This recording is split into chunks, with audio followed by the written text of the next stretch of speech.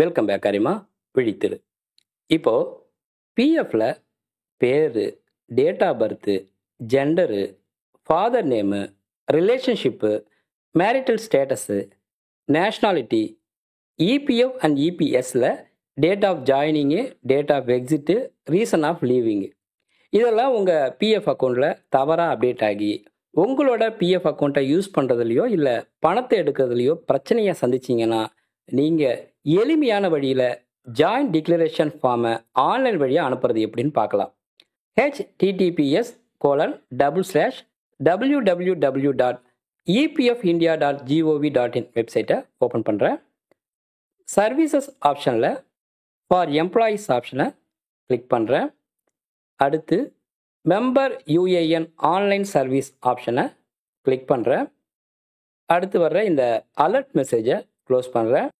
ஃப்ரெண்டோட UAN number, password, captcha இந்த மூணுத்தையுமே கொடுத்துட்டு சைன்இன் ஆப்ஷனை கிளிக் பண்ணுறேன். அடுத்து இபிஎஃப்ல பதிவு செஞ்சுருக்கிற மொபைல் நம்பருக்கு வந்த ஓடிபியை இங்கே கொடுத்துட்டு கேப்சாவையும் டைப் பண்ணிவிட்டு சப்மிட் ஆப்ஷனை கிளிக் பண்ணுறேன். அடுத்து மேனேஜ் ஆப்ஷனில் ஜாயின்ட் டிக்ளரேஷன் ஆப்ஷனை கிளிக் பண்ணுறேன். செலக்ட் மெம்பர் ஐடி இதில் எதுன்னு செலக்ட் பண்ணணும். அதாவது நம்ம எந்தெந்த நிறுவனத்தில் வேலை செஞ்சுருக்கோமோ அந்த லிஸ்ட்டு ஷோ ஆகும். அதில் எந்த நிறுவனத்தில் பதிவாகி இருக்கிற டீட்டெயில்ஸில் திருத்தம் செய்ய விரும்புகிறீங்களோ அதை சூஸ் பண்ணணும். நான் இதில் ஒரு ஆப்ஷனை சூஸ் பண்ணுறேன். அடுத்து கெட் டீட்டெயில்ஸ் ஆப்ஷனை கிளிக் பண்ணுறேன். குறிப்பு கொடுத்துருக்காங்க. அதாவது கல்யாணம் ஆயிடுச்சா ஆகலையா அப்படின்றத சேஞ்ச் பண்ணுறதுக்கு எந்த டாக்குமெண்ட்ஸும் தேவையில்லை அப்படின்னு கொடுத்துருக்காங்க. அடுத்து நேஷ்னாலிட்டியில் இந்தியனை சூஸ் பண்ணோம்னா அதுக்கும் எந்த டாக்குமெண்ட்ஸும் தேவையில்லை. உங்கள் பேர், டேட் ஆஃப் பர்த்து, ஜெண்டர் இதில் திருத்தம் செஞ்சீங்கன்னா அதில் ஆதார் கார்டில் இருக்கிற மாதிரியே இருக்கணும் அப்படின்னு கொடுத்துருக்காங்க. அடுத்து கீழே பார்த்தீங்கன்னா இந்த அக்கௌண்ட்டுக்கு இபிஎஃப்ல என்னென்ன டீட்டெயில்ஸு பதிவாகி இருக்குது அப்படின்னு ஷோ ஆகுது.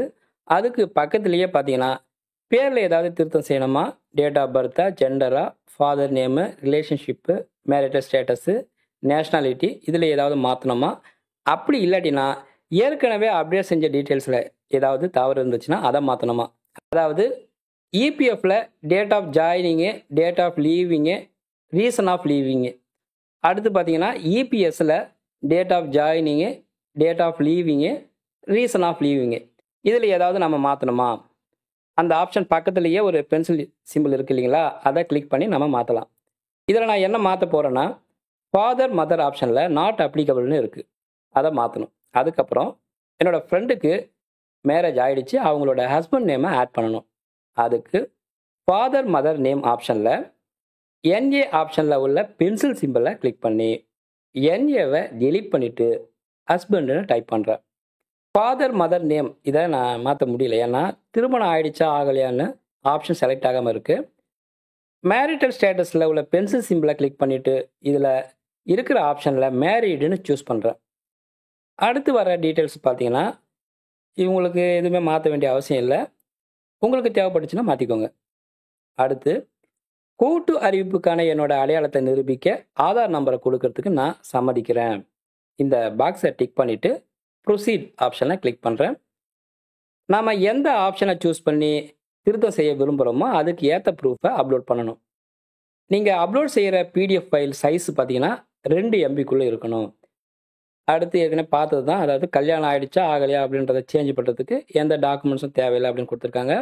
நேஷ்னாலிட்டி இந்தியனை சூஸ் பண்ணோம்னா அதுக்கும் டாக்குமெண்ட்ஸும் தேவையில்லை. அடுத்து பார்த்தீங்கன்னா அட்டாச் செய்கிற டாக்குமெண்ட்ஸுக்கான ஃபைல் நேமை ஆல்ஃபா நியூமரிக் கேரக்டர்ஸு, அண்டர்ஸ்கோர்ஸு, ஐஃபன்ஸு மட்டுமே இருக்கணும். பிடிஎஃப் எக்ஸ்டென்ஷன் மட்டுமே அனுமதிக்கப்படும் அப்படின்னு கொடுத்துருக்காங்க. நீங்கள் செய்ய விரும்புகிற திருத்தங்களுக்கு ஒரே ஆவணத்தை அப்லோட் செய்கிறதா இருந்தால் டாக்குமெண்ட்ஸ் 1, 2, 3 ஆவணத்தை தனித்தனியாக அப்லோட் பண்ணணும்னு கொடுத்துருக்காங்க. நான் கொடுத்துருக்கிற ஆப்ஷன் பார்த்தீங்கன்னா திருமணம் ஆயிடுச்சு அப்படின்னு. அதனால் ஃபஸ்ட்டு டாக்குமெண்ட்டாக எதை அட்டாச் பண்ணணும்னு சூஸ் பண்ணிவிட்டு நான் ஃபஸ்ட்டில் ஸ்டேட் அண்ட் சென்ட்ரல் கவர்மெண்ட்டில் கொடுத்த ஃபோட்டோ ஐடி ப்ரூஃப் ஆப்ஷனை செலக்ட் பண்ணிவிட்டு ஃப்ரெண்டோட ஆதார் கார்டை அப்லோட் பண்ணுறேன். செகண்டில் மேரேஜ் சர்டிஃபிகேட் ஆப்ஷனை செலக்ட் பண்ணிவிட்டு ஃப்ரெண்டோட மேரேஜ் சர்டிஃபிகேட்டை அட்டாச் பண்ணுறேன். மூணாவதாக பார்த்தீங்கன்னா ரேஷன் ஆப்ஷனை சூஸ் பண்ணிவிட்டு ரேஷன் கார்டை அட்டாச் பண்ணிவிட்டு அப்லோட் ஆப்ஷனை கிளிக் பண்ணுறேன். அடுத்து பின்னாடி வர்ற யுஏஎன், பிஎஃப், ஆதார் நம்பரை கொண்ட இந்த பெயரை கொண்டவருடைய விவரங்க இந்த நிறுவனத்தில் இருக்குது. இதுக்கு முன்னாடி பிஎஃப்ல கொடுத்துருக்கிற விவரங்களோட இது ஒத்து போகலை, தவறாக இருக்குது. அதனால் சரியான விவரத்தை அப்டேட் செய்கிறதுக்கான கோரிக்கையை நான் வைக்கிறேன். இந்த பாக்ஸை டிக் பண்ணிவிட்டு ஆதார் அடிப்படையிலான பயோமெட்ரிக் முறையில் எனது அடையாளத்தை நிரூபிக்க இதன் மூலம் நான் ஒப்புக்கொள்கிறேன். இந்த பாக்ஸை டிக் பண்ணிவிட்டு கெட் ஓடிபி ஆப்ஷனை கிளிக் பண்ணுறேன். அடுத்து பார்த்தீங்கன்னா இபிஎஃப்ல பதிவு செஞ்ச மொபைல் நம்பருக்கு வந்த ஒன் டைம் பாஸ்வேர்டை இங்கே கொடுத்துட்டு கேப்சாவையும் டைப் பண்ணிவிட்டு சப்மிட் ஆப்ஷனை கிளிக் பண்ணுறேன். இந்த ஜாயின்ட் டிக்ளரேஷன் அப்ளிகேஷனு சென்ட் ஆகிடுச்சு. அடுத்து பார்த்தீங்கன்னா எம்ப்ளாயர் இந்த ரெக்வெஸ்ட்டை அப்ரூவ் பண்ணணும். எம்ப்ளாயர் அப்ரூவல் கொடுத்த உடனே பிஎஃப் ஆஃபீஸில் அப்ரூவ் கொடுப்பாங்க. இந்த பதிவு உங்களுக்கு பிடிச்சதா லைக் பண்ணுங்கள், சேனலை சப்ஸ்கிரைப் பண்ணுங்கள். மீண்டும் பயனுள்ள அடுத்த பதிவு சந்திப்போம். நன்றி, வணக்கம்.